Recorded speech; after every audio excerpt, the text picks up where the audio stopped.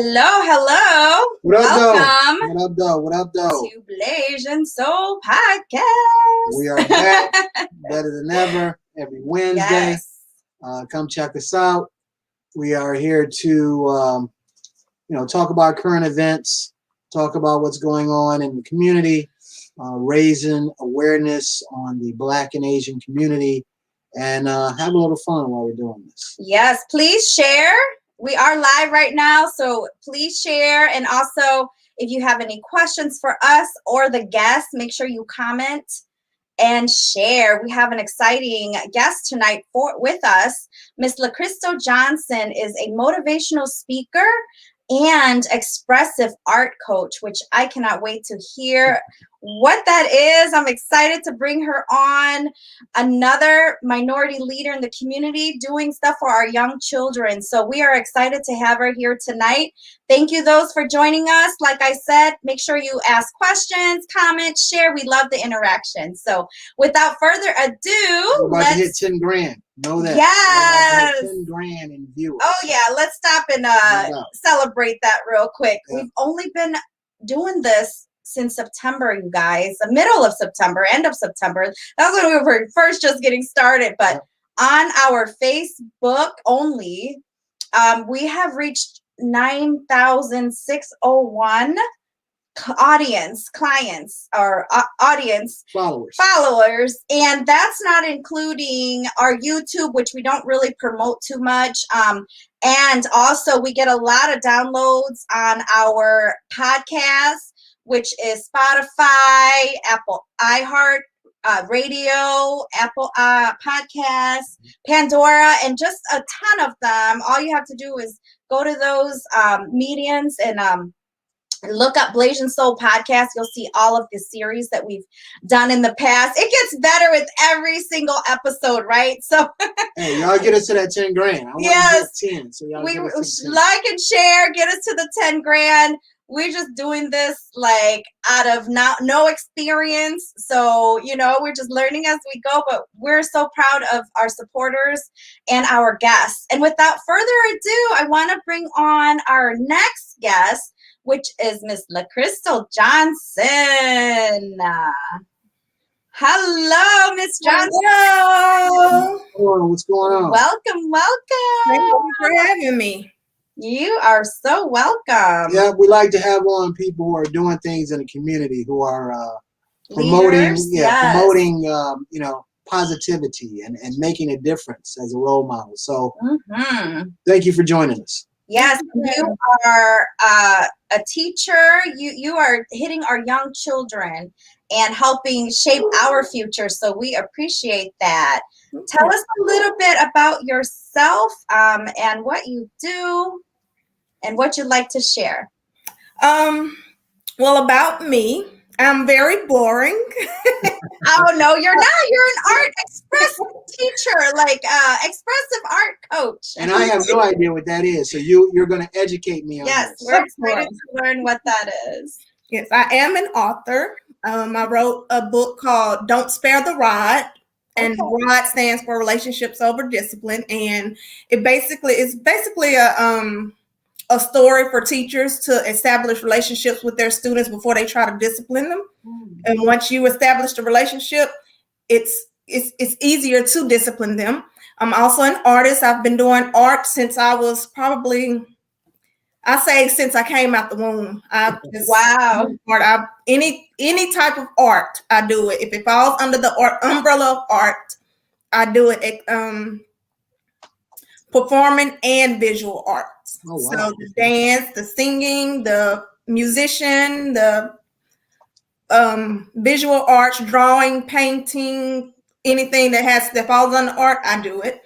And I'm also a foster parent. I don't have any foster children right now, but I am in the process of getting some more.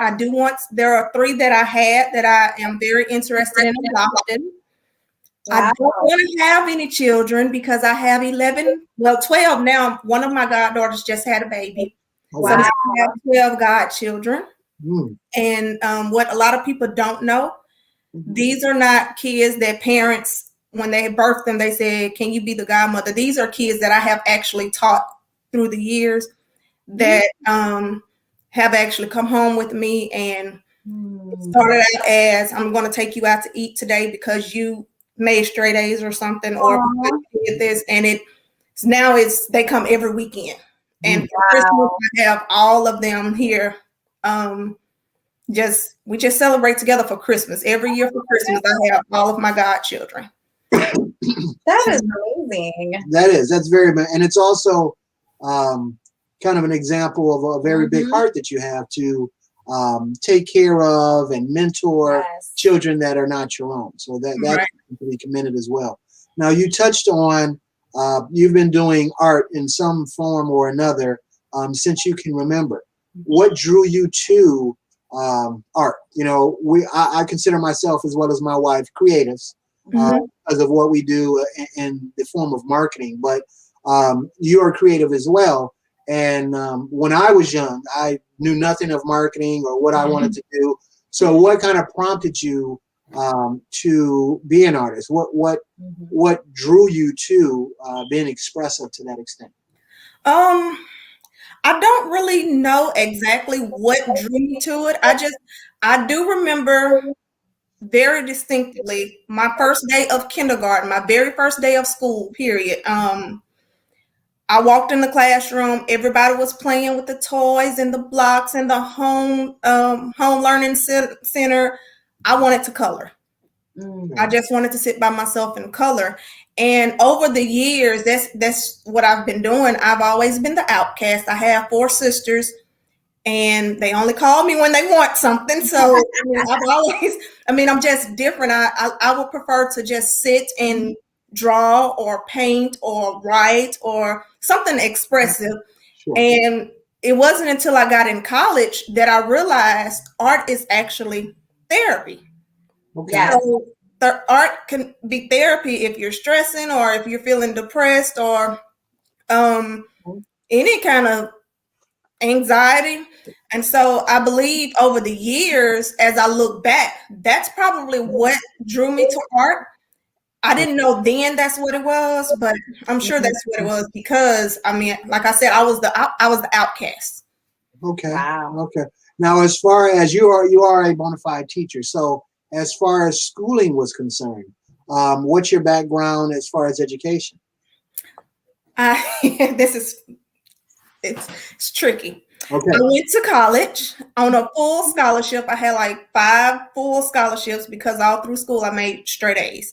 Okay. I was different. I majored in education. And when it got time for me to take my praxis exam, my teacher certification exam, I made a perfect score on the math. I was 2 points from a perfect score on the writing. And I missed the reading by 1 point. Oh, wow. And because I was a perfectionist, I gave up right then and I didn't take it again. I just changed my major. I changed it to social work. So I graduated in social work. Okay. And then I wanted to teach so bad, I started long-term subbing. And I went back to school because my principal, who hired me as a long-term sub, but treated me as if I was certified. Nobody knew I was a long-term sub. She pushed me to go to school. She literally contacted the dean of the school for me. She wrote letters to them. And because I didn't have all the material that I needed in school, started like that Monday. And she was like, I need her in this program because I need to hire her. And so I got in grad school and I got my certification to teach. And then once I got the certification, they had just started the program to get the master's in educational leadership. So I did that program. But at the same time, I also did the master's in social work program. Oh, wow. So I just finished the master's in social work program. Now I'm in school getting my doctorate in art therapy. Congratulations. That's what's up. That's what's up. That's awesome. Wow. How long do you have to go? About 2 years.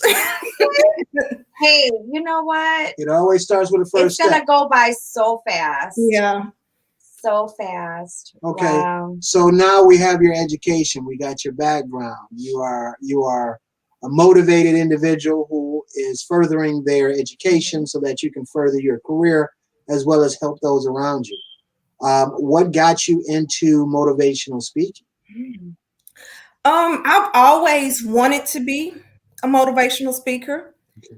but as I said, I was an outcast. And when you deal with children that are outcast and they feel like they don't have a voice, you kind of silence yourself because you start finding your identity in what other people are saying. And so instead of, when I wanted to pursue it back in college and back in high school, I wanted to do all of these things because I already felt so down and depressed because I was an outcast and I felt I didn't have any friends. I didn't, my sisters never included me. They always said I was retarded, and my nickname was Latarded. That's what people goodness. yeah. So I don't know. It's always been in me, but it's gotten to the point now where I just recently said, you know what? I've been living my whole life trying to please everybody else. I'm going to start doing something for me now. Sure. So that's when I started pursuing the art therapy degree, pursuing the motivational speaking, just doing what I want to do instead of listening to what everybody else have to say. And I've gotten to where I don't even share what I'm doing because I don't want to hear the opinions of other people. So, wow. Do they know you're on the show tonight? they don't. They don't. Hey, share this for all the haters out there. Yes. I sure will.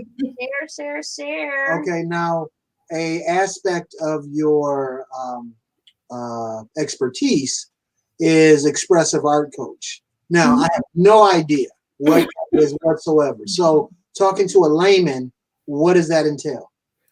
Expressive art coach. It's a life coach that uses art as their form of therapy. I can't call it art therapy because I don't have the degree yet. So it's expressive art until I get the degree. Okay. But it's basically using art as a healing mechanism to deal with depression, anxiety, any kind of health issues. Because even people that have cancer, they use art therapy to help them cope with their illness and the things that they're going through. So it's basically just using art as a healing mechanism. You have counseling, where that's where you talk through it. You have music therapy, that's where you use music. So expressive art therapy, it's anything that falls under the umbrella of art, and you're using it as a healing mechanism. Wow. Now, in expressive art therapy, are there specific forms of art that you use, or is it the gambit as far as the art is concerned? Because I can do all of the art. In the school system where I teach now, I teach a class on my planning period, so I don't get a break at school. Okay. I teach a class I teach an art class, and we actually do art therapy in the class because I teach at a school with troubled youth. Got it. So I actually do expressive art with them, but I'm actually with Child Abuse Prevention Month launching tomorrow. I'm actually launching an expressive art school, virtual school tomorrow. And it's actually going to cover all of the arts. It's going to have photography classes in photography, drawing, painting, writing, speaking, anything you can think of, treat making, cake decorating, anything that falls under art that a child would want to do. We'll offer it: music, piano, guitar, all of it. Wow. So I do them all. Lunches tomorrow? Your lunch is tomorrow. And is your website, if they want to get in touch with you? The website for the art school is Inner Drip Academy. Okay. And I got the name. My friend actually came up with the name Inner Drip. Inner Drip. Because when you're doing expressive art, you're actually releasing those things that you're holding on inside of you. So when you're doing the art, you're releasing that inner drip or healing the inner drip that's caused by the childhood trauma. Okay. Wow, Okay. that is so awesome. That is. That's amazing. You're doing something really amazing. Man, that is. It's very amazing, and it's unique in nature. That's a niche that I don't think has been touched much as far as using art, especially virtually, to get your point across, to let people heal. So yeah, that is a amazing idea. That's a great idea. Now, you said that you're an author. You wrote a book. Got to tell us about that. The backstory on the book. It was a spur of the moment book. It's nothing I planned for. I just got up one day and I said, I'm going to write this book. And the reason I wrote the book is because I am a child advocate at heart. Before I'm a teacher, I'm a child advocate. And it bothers me so much when I am at work and I hear and see teachers putting the children down. Children go through a lot at home as it is. And I kind of feel like I know and understand because I've been trained in childhood trauma, but it's almost common sense. That's any relationship, whether it's an adult or a child. You have to build a relationship before you try to correct me and tell me how to change something. Sure. And it's so many times you go in these schools and you see these kids getting sent to the office, sent home for disrespecting a teacher. People are writing kids up because they're talking or because they won't sit down. And what they're not realizing is these children actually have triggers. So let's say you have a child that you come in the classroom and you turn the light on and the child start acting out. And you don't know that when this child is at home, they're laying in the bed, and when the light come on, uncle's coming to molest them. That's an automatic trigger response. But if you don't build their relationship, you're not going to get that out of that child. But when you build that relationship with those students from the first day, and not just the students, but build a relationship with the parents too. Because when parents feel like you care about their children, they will eat out the palm of your hand. You can tell them anything about their child and they're going to back you. And so with the book, I got so fed up with seeing teachers putting kids out and you're going to fail anyway. I don't have time for that. And, it got to a point where, and then I was teaching first grade. So these are little 5, 6-year-olds. It got to a point where they used to send them to my class because they thought I was this hard disciplinarian. I do give off that vibe when I'm out in public. But when these kids get in my classroom, we're a family. They know every year. That's my speech on the first day. This is your family. This is your house. I'm the mama.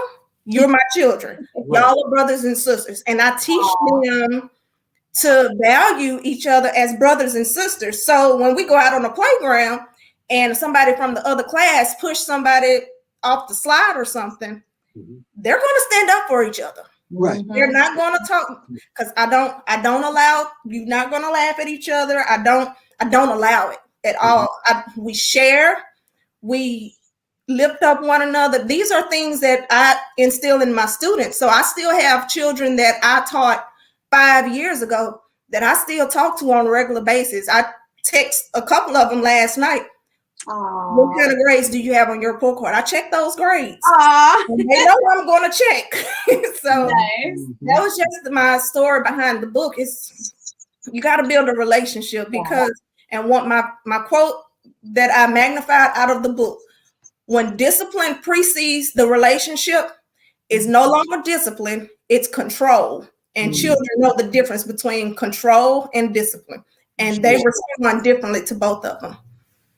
Now, a good book is good for everybody. So a good book can have an audience that is all-encompassing. But if you would have to say who this book is directed towards, is it directed towards educators to kind of give them another perspective? Is it focused on parents to let them know about relationships and how you judge relationships so that they can kind of change their behavior as well? Who would you like to target with this book? Interesting. I never thought about the parents. I might do a part 2 for parents. But when I wrote the book, it was intended for educators. Okay. Good. Now, do you integrate some of the things in your book with when you do motivational speaking and things like that? Or is that a separate aspect that you target? So some of the lessons and disciplines that you have in your book, does that also transition to your motivational speaking? Absolutely. Everything that I do, everything I stand for falls all the way back to childhood trauma and ACEs, which are adverse childhood experiences. And so anything that I do, when I have fundraisers, they all go back to those adverse childhood experiences. Okay. So everything I do is connected. And if you look at the root of it, the root is always child abuse. Yes, yes, Okay. definitely. Now, the last year and a half or so has been very trying for everyone, especially, I believe, for children, because they don't have some of the familiarities that they would have as far as going to school, interacting with classmates, things of that nature. Have you seen a uptick in, I don't want to say just depression, but adverse feelings right now with children because of what's going on? Absolutely. Absolutely. As a matter of fact, I literally had to talk a little girl down last night because she had 2 D's on her report card. Oh, And wow. she's used to getting straight A's. And I had to tell her, it's okay. It's not the end of the world. Right. Yeah. It is a trying time now. It's a hard time, not just for students, for teachers as well. And these kids are coming to school. They're in and out of school, for one. Right. They may be here today and tomorrow they're home for 14 days because someone tested positive or they were in contact with someone. So they're in and out of the classroom. They're stressing because they're at home now, and now they have to do virtual learning. But my internet is out today. Yeah, yes, absolutely. And then you have these teachers who don't understand ACEs. They want to automatically, I'm going to give you an F. I'm going to turn you into truancy for not logging in. And it's like, oh my gosh, you got to understand these kids. First of all, these are minority children. Right. Just because we have high-speed internet at home and we have all of these luxuries, they may not have that. I have students that, oh my gosh, I had a student this year that, and I'm so glad I have a relationship with my students because they tell me everything, even when they get in trouble, that Miss Johnson, we did this. We know you don't approve of it, but we're sorry. They are very truthful with me. Sure. And one of my students, she sent me a screenshot of another student's Snapchat where she was actually cutting her wrist. Oh my God. And wow. I called her immediately because there are some students that, and I know a lot of teachers and educators and principals are against this, but I have students that have my cell phone number. Sure. And they know they can call and text me anytime because that's not the first time that I experienced that with her. I actually found it the first time. And this time it happened again. And it's because she's going through so much. She put on a facade when she's at school as if everything's okay, but she goes home and she said, well, my mom's home. And when she's there, it's just so stressful for me because she doesn't think I should do this. And, you don't think these kids go through so much. I have another little girl who I had to send her mom information for a mental health institution because her mom was trying to send her to boot camp. Oh, wow. Because of things that she's done. And I'm like, I don't think that's the best option for her. Yes, she steals. Yes, she lies. Yes, she texts grown men. But we have to look at the backstory. What has she been taught? What is she seeing? So I told her, I don't think that's the best option for her. Let's look into this because they can actually do a mental health evaluation on her and see if she have any mental health problems. Right. So, and I think because they have all of this stuff going on at home, and then they come to school and they have to deal with their teachers saying, you got on the wrong shirt, or you can't wear that color pants, or take your hood off. That's a rule at our school. They can't wear hoodies. And I understand the logic behind it, but when you have a child that don't have a jacket at all, Right. and it's freezing cold outside, that's all they have. write me up. Right. Yeah. Write me up. Yeah. Now, do you feel that at times there is a conflict between your values and how you deem help with what the school puts together as their policies and principles. Absolutely. And that's why I'm leaving the teaching profession. Whoa, that's breaking news right there. That we gotta. You didn't hear that in the beginning? Yeah, but I gotta act like I didn't hear it, so it's not fake. You know what I'm saying? So it's like it's cutting news. Now that's a very, very, very big decision and a big step in your life. Why have you decided that? What prompted you to go that route? What broke the ice for me was when I had this child that cut her wrist, and another teacher was trying to report that the child had my cell phone number. I say, I don't care. Yeah. And at some point you have to care about these children more than you care about a job description. Exactly. Sure. Exactly. So I'm like I said, before I'm a teacher, I'm a child advocate. Right. And so if I can't be a child advocate and a teacher, I'm going to go with my passion and my purpose, which is to advocate for abused and neglected children. Oh, wow. We need to get you in touch with May. Yeah, definitely. One of our last week's podcast, or 2 weeks ago podcast, you should watch that one and connect with her. Okay. She is also a therapist in the schools, but she is coming out with a book, and she is a true advocate for children as well. I think you guys would be great, to kind of brainstorm partnering up. I know that next month is like abuse month or Child abuse prevention month, and that's when her book is launching. Okay. Mm-hmm. Yes, and so that would be a good contact for you. Her name is May. Okay. Yeah, that's a big step. Do you have are you second guessing, or is it stressful because you're to a certain degree you're changing professions? How does that make you feel? What's going through your mind right now when you're doing it? I believe when I finally came to grips with, because I actually taught only half a year last year, and I said I wasn't going to go back to the classroom this year, and I ended up going back. And I think when I finally just said, because I've been off work, I've been teaching from home since February 10th, I believe. I've been teaching from home. And I think last week I finally just said, I'm not going back. Right. I'm not going back. And I think I felt like when I finally came to that conclusion and told myself I'm not going back, and I was for sure with my decision, I felt like 1,000 pounds had been lifted. Wow. Wow. That's amazing. That lets you know you're in the right path. Yeah. Right. Now, one of the, I guess, aspects of current events right now, what's going on in the news, is immigration and how children are being handled with immigration. There are photos, not just with the current president, but the previous president as well, where kids are being taken from their parents.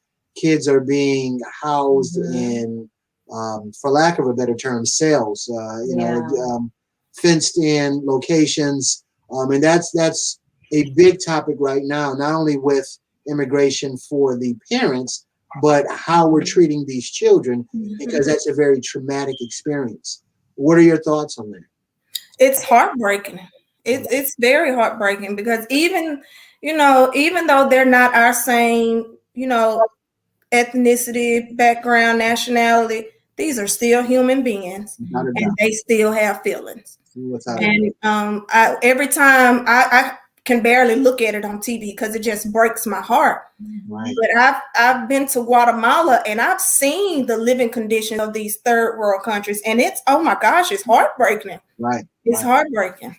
Yeah, I agree wholeheartedly. At the end of the day, they're kids. No matter what the ethnicity is, no matter what language they speak, they are children at heart. Absolutely. I have varying opinions about that as well. But when we bring professionals on, we like to kind of get their thought process. What steps would you take, or if the president said, "I need somebody to champion this this immigration with kids and how we are conducting it. What would be something that you would add to the equation to help the situation with children, whether that is counseling, whether that is fostering these children with people? What do you think the steps are needed to take to make sure that these children are not scarred for life? Definitely a transition period. Instead of, because it's just like with foster children, you just take them from their house and take them to somebody else's. And what do we do? So give them a transition period. Give them time to really process, because their brains are not as developed as ours. Sure. Give them, and then after you transition them, give them follow-up therapy. They're going to need therapy. I don't care how strong they seem or as if they don't, how nonchalant they seem. They're going to need some therapy. They're going to need something. And then if it's not an abusive situation, at least let them have some kind of contact. Right. Even with foster children, if it's not an extreme case, they still have visitations with their parents. They still have visitations with their siblings. They still can contact them on the phone. So, yeah. As far as COVID has impacted everyone's lives, that is, an understatement. But as far as what people are, I guess, saying now, it hasn't come to fruition yet, but they're in the process of saying that they're going to, or they're thinking of having mandatory vaccinations for the virus. And that would eventually include children to go back to school. What do you think about mandatory vaccination for children? I don't think it should be mandatory. I think it should be voluntarily, because there are some people that have health conditions that, like me, for instance, I had Rh syndrome as a baby. There are several medications that I can't have because of that. And I don't get vaccinations. And, I said I was going to try this one, but for all my life, I haven't gotten a vaccination because the doctor has always said, you can't get that. You can't get that. You can't get that. So you can't just say you have to get this vaccination. It's just like the flu. You can't force somebody to get a flu shot. Right. So I agree wholeheartedly. So if someone wanted to book you for a motivational speaking tour, or they wanted to take advantage of your expressive art coaching, or even your new school that you're developing, and they wanted to know more about that, we always say, give a 60-second elevator pitch on why your various endeavors would be good for their children or good for their organization. Yes. Well, my organization, which is actually the Hidden Treasure Association, we cater to children from abused and neglected backgrounds. Not saying that they've been beat or, ACEs can be anything such as the parents arguing that morning. Right. It alters their mind. And so we cater to those children because we understand their background, and we take our art and our services, and we provide these services for these children as an outlet, because sometimes all they need is a listening ear. All they need is to just speak what they're feeling. All they need is to write what they're feeling or draw what they're feeling. And that can lift the burden off of them, just to know that they have a voice, for one, because a lot of children feel silenced now. They feel like they can't express themselves. And two, that they're being heard. It's not, I'm talking and you're not listening to me. So when they feel like they have a voice and they're being heard, now that they can start releasing these things, these toxic stressors or things that are altering their mind, and they can grow up and become successful adults without having mental health issues. Sure. And so we provide, because I do have little artists that I am grooming. These are children. My program is solely for children. I eat, sleep, live, breathe, child abuse prevention, childhood, anything with children. And so I have, because I have a cosmetology license, I have a program called Adorn, and I actually provide services where they can get their hair done or their nails done, and I don't charge. Wow. It's called Adorned. I have a program called I can't even think of. It's so many of them that fall under the umbrella of Hidden Treasure. My artists are children, so anything that we have, the creations, the crafts, we do jewelry, we do shoes, we do purses, we do, oh my gosh, we do anything that falls under art that people sell in the store. Yes. We do them, but we don't charge for them. Wow.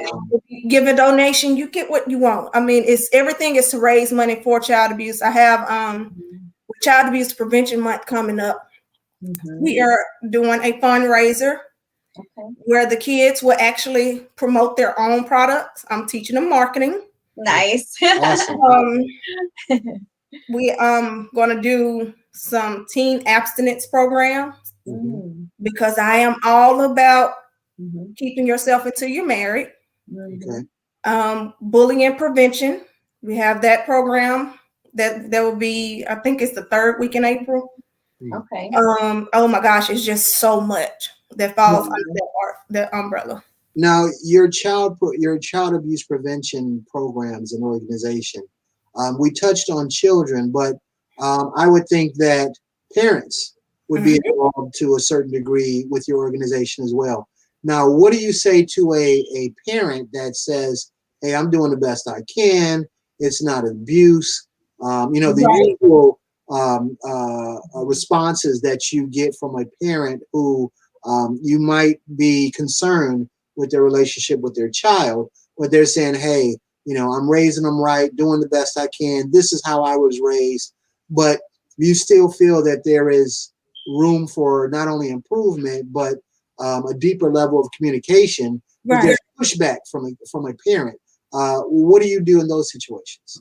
Actually, every child that's my godchild right now, that has happened in that situation where the parents said, "I'm doing the best I can." And the approach I take with parents, I never make it seem like it's their fault. Right. Because a lot of parents of these backgrounds that these children come from, these parents have backgrounds too. And it's like a generational cycle. Sure. And so I help parents. Like the one little girl, she'll actually be here in a few minutes, but her mom, this little girl, her dad got killed. Oh, wow. No. And her mom has 9 children and 2 grandchildren, and they all live in her house. Well, it's not that she can't do for them. She's doing the best she can, but she's only one person. Right. And so I help her. What do you need this week? Do you need any water? So, I mean, I never make the parents feel like it's their fault. Yeah. It's always, no, it's not your fault. I know you're doing the best you can, but what can I do to help you? Right. So I don't want them to feel like I'm trying to take their child and they've actually, even though they were resistant at first, they come back. "Oh, I really appreciate you doing this for my child." When they're here, I make sure they have their hair combed. Yeah. I make sure they have clothes. If I see their shoes are torn up, I have a room with clothes and shoes, all kid size. When I go to the store and see things on sale, I just buy it and put it in the room. Sure. Just go in there and get it. Yeah. When I take them home, I load them up with groceries. Not saying they need groceries because most of them have food stamps, but they may not have a hot meal. They may be eating noodles and hot dogs. And so I cook a full meal and I send it home with them. Nice. And because they come every weekend, they get it every week. So you are an angel to those children. Oh my goodness. Now, for parents, because sometimes when a child needs counseling or additional help, the parent might need counseling as well and additional help. Absolutely. So how does that play into your organization? Do you refer them to another organization that would be focused on a parent as opposed to your organization? Absolutely. I have a lot of friends, coworkers that I know that are counselors because I was in school for social work, Sure. and they, excuse me, the people that I graduated with. I think I'm the only one that didn't do anything with my degree. They Oh, actually, You are doing What you mean in you a ain't doing different nothing to the aspect. degree? You Yeah. are. yeah. You're using it. But I'm able to refer them for family counseling. And there are a few that feel like they don't need counseling. They just need, more time or more money. Mhm. So yeah, I have resources that I can refer them to. Like the little girl at the school, I referred her mom to Brentwood for her. So Yeah. Yeah. Okay. Okay. So tell me, if there are any children out there who are listening to this, or they might, briefly take a look at the podcast, or parents who are taking a look at the podcast and might feel that they are in a desperate situation, or there's just no hope or help. What words of encouragement could you give them? um it's not the end of the world. And I would really tell them, contact me, call me, text me, email me, please.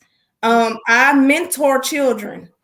I mentor children, and I mentor children all over the world. It doesn't just have to be in Shreveport because I can do it virtually. Right. With the virtual school, I've learned a lot about doing things over the internet. No doubt. So No doubt. I mentor. Oh my gosh, that's my passion. If Yeah. I could do that all day long, I would. And I've had instances where I've had to travel. I've had to go. Next week I'll be going to Atlanta for a couple of kids that have signed up to be mentored, and I don't charge them to mentor them. I just want to serve. I just want to serve them because Right. that's what they need. Such an angel. Wow. Wow. Aww. That is amazing. Definitely don't want to keep you too long. We're nearing our hour, but I will say that you've outlined 5, 6, 7, 8, 9 different avenues that you're helping people with, and it's easy to help your family or somebody you grew up with, but to help someone you don't know shows a big heart and shows exactly what a person is about. So without a doubt, we want to thank you for reaching out and devoting your time and efforts to helping people. And I guess the greatest form of that is helping people who seem hopeless, children, elderly, people of that nature who might not have a voice for themselves. You're actively being that voice for them. So we have to commend you on that. That is excellent work. We truly appreciate your work. Very unselfish of you. Do you have any more questions for this young lady? Yes. So were you in Atlanta for the speakers conference as well, or you didn't? I was not. Oh, I okay. was not. I chose not to come because I was coming like 3 days after. Oh, Because my mom actually just moved to Atlanta. Oh, wow. So you're kidding. Okay. Got it. I was just wondering because I met her in the speakers. We're in the same speakers community group, and speaking of that, I don't know if you saw the news. One of the Jeremy's good friends had passed away, and so we just want to let them know that our hearts absolutely. are, Brian Thomas, who, speaking of, while we're on the subject of children, in the background, having passed, and he turned his life around, and now he's doing motivational speaker, and he is also for the children as well. And he's been going around doing great things in the community, doing great things to uplift and motivate children to go in the right path. And so I just want to take a quick moment and just let his family know, and especially his wife, because her and I met because we connected because we're both immigrants and refugees from Thailand and Laos, and so and so her and I connected. So I just wanted to let them know that our hearts and prayers are out for them. And I know this is a tough time, He was, I believe he was in like a car accident or something, just tragic. Just took his life out. So just wanted to take a quick moment for that.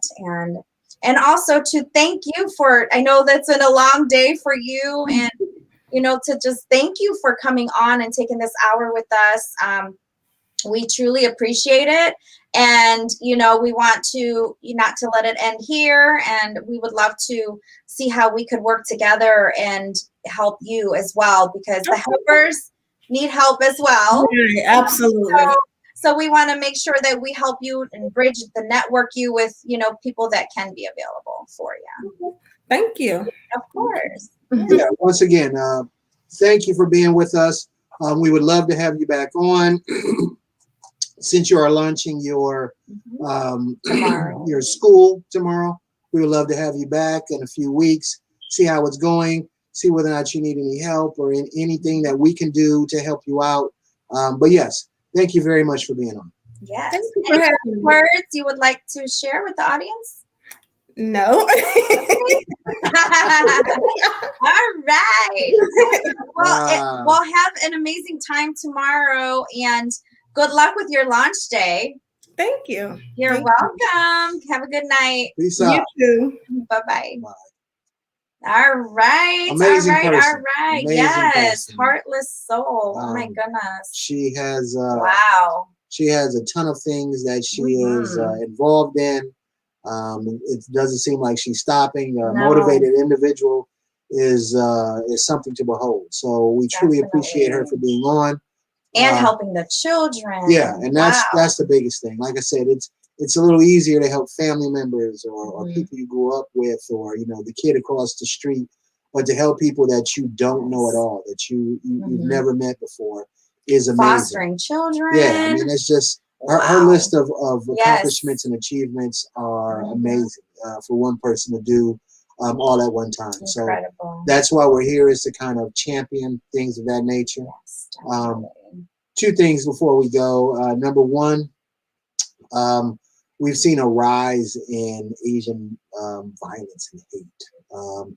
We've seen the guy that was kicking the Asian grandmother, and just ladies and gentlemen, if you see something out there, first of all, help in any way you can. I'm not saying to put yourself in jeopardy, but at the same time, we are all family, okay? Human beings, we are all family. So reach out, help somebody. If you see somebody that has unusual negative feelings towards an Asian or a Black person or anyone in general, you know, dig a little deeper, find out what's going on with that person. Try to help as much as you can, because I mean, you know, we went through a whole year of black hate and violence against Black people, and we're still going through that as we speak. And now we see a rise with Asian violence, and it has to stop. I mean, we're all dealing with COVID in our own way, so it's already a trying experience right now for everyone. So it compounds that when you are looking at violence all the time and seeing that on social media and the various media outlets, that everyone just has to take a step back, stop, and say, not only does this need to stop, but what else can I do to further the cause and help everyone else? What I don't understand is the security people that just closed the door. Like, that broke my heart. And once again, seeing that made me think of, gosh, what if that was my mother? Right. What if that was my aunt? Right. Oh my goodness. Like, they didn't even care. They didn't even go to her aid. They just closed the door. And of course, I read afterwards, oh, whatever the excuse was, and now he wants to now that he's in the spotlight, he wants to donate to catch the guy. Like, dude, seriously. Oh, he was really a good person, which maybe he is, but at the moment you made a really bad decision to not as a man help that person that's being attacked. I don't care what color the woman is, but as a man, you should, in your heart, you should never be able to stand by and watch anyone put their hands and hurt a woman. As a man, I don't care. I mean, there could be a white woman that is a racist. And if I see another man beating her, putting hands on her, there's no way I could stand idly by and watch that happen. Yes, So, he said, what did he said, oh, there's people laying down all the time. No, you saw her get kicked and beat, and you closed the door. Yeah, he was just trying to say face it. Afterwards, after the fact. Yeah, I mean, after the fact, because he knows that there was going to be backlash on it. You know, whether it's media, whether it's loss of business, whatever the case may be. Well, and just like that lady that I had posted, the senator's daughter, a senator's daughter, she didn't know she was going to get caught, but she got caught saying some racist stuff to some bystander, and it seems to be in New York for some reason. But then when they found out who she was, because she was trying to cover her face up, but when people recognized her mask was from a theater that she was in or something she was in before, they found out who she was. And she's like, I'm not a racist. I would love to sit down with them and explain why I said that. And this is not what I meant. And I helped people from the communist China, whatever she said. And I'm just like, excuses and tools of incompetence. When it comes to the pockets, then it's a different tune. Exactly. But when you're just an innocent bystander, like attacking somebody next to you because of their race, and then you want to make an excuse afterwards, that's not cool. Yeah. I'm just saying, everybody has a heart. Everybody has a conscience. Dig deep. Listen to your conscience, listen to your heart, go out there and help people. That's the way we're all going to get through not only this rash of hate crimes, but also COVID itself. Also, I want to say that next week we will be launching our podcast network. Stay tuned. You're going to announce it right now? I'm not. Listen. I'm not. That was a secret. You cannot tell them now. What the URL is. I'm not saying where to look. I'm just saying, goodness. Be on the lookout. So we're going to announce it next week. Yeah, but hey, we will have the podcast network. We already have a ton of professionals that will be involved. Blasian Soul Podcast will be one of those channels on the network. Really? And we're working hard to get this out. We're going to have a girls channel too. Well, if she's going to have a girls channel, fellas. You're going to have a sports channel? No, well, wait a minute. Why do you get to have a girls channel and talk about all the stuff that women want to hear, but I can't have a guys channel where we talk about all the fun stuff? Want. Sports would just be one topic that we would cover. But that's cool. That's the problem, though. I think that women are like, men, they talk about sports, they drink beer and play Madden, and that's it. Nah, we're deeper than that. There's levels, there's layers to men. You know what I'm saying? Are we allowed to watch? No doubt. I think that men should take their significant other, their wife, their girlfriend, whatever, and they should watch it because that would give them, a deeper reflection of what men get. Believe me, man, it ain't that easy being a man out here. Believe that. So, it ain't easy being a woman. I always got. Hey, we also gonna have a him versus her gaming. Really? So we're going to be doing challenges and family feud style games and stuff like that, so that we can show that even though we love our women to death and we honor them wholly, men are that thing. So we're going to beat them. We're going to beat them in every game. We're going to beat them in every situation. I'm going to get some fellas together who are made of stern stuff, and we're going to put them on them lovingly, but we still going to put it on them. So be on the lookout for all that stuff, you guys. Yeah. Thank you very much for spending time with us. Yes, sir. See us again next Wednesday. Thank you. And everybody be safe out there and watch your six. Yes. Peace See out. you later. Lock on. Deuces.